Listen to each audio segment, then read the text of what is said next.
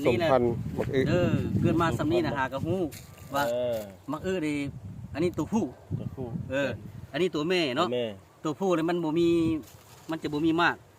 ตัวแม่เนี่ยมีมากอันนี้ปลอมาอันนี้แล้วจะเพื่อให้ใหญ่บ่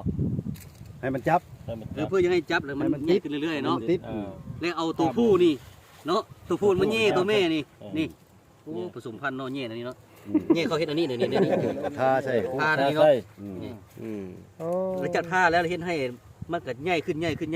นใหญ่ขึ้น คือถือผ้าเนาะความหมายเนาะโอ้เนาะนี่ ถ้าบ่ผสมมันจะล่นไปเลยเนาะ ถ้าบ่ผสมบ่แย่อันนี้นะเฮ็ดให้มักอึนั่นก็มันก็ล่นไปเลยมันบ่ใหญ่ความหมายมันบ่ถือผ้า มันนี่โดยธรรมชาติแล้วแม่นอาศัยแมงไม้เนาะ ถ้าเอาส้มแบบนี้แล้วถ้าเอามาหดน้ำนี่ก็บ่จับ จับเกสรมาปนปีกัน เขาเฮ็ดอันนี้แล้วเฮาทิ่มเลยบ่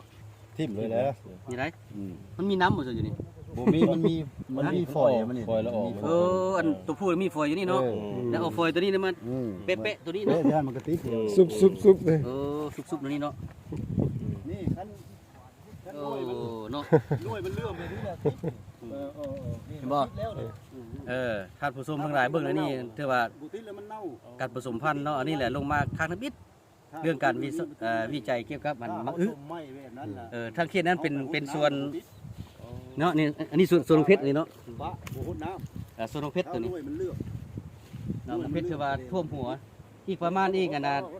จักเดือนจะได้เก็บตัวนี้ เงาอยู่แหละคนเงาก็บ่ติด เริ่มเก็บแล้วบ่นี่ เริ่มเขาก็เริ่มหยอดเอาแล้วสมมุติว่ามัน ตัวนี้คือว่าตัวนี้เริ่มเก็บแล้วเนาะเริ่มเก็บแล้ว ช่วงไว้ด้วยนั้นด้วยนั้นบ่อยู่ 3 เดือน โอ้ มาซ้ำนี้เลยเดือนที่4ก็สิเริ่มเก็บไปเลยอยู่ใน6 เดือนที่เก็บเนาะนี่มาเบิ่งเด้ๆๆเริ่มเพชรนี่คือว่าเริ่มเก็บไป6 เดือนเนาะเก็บนี่โอ้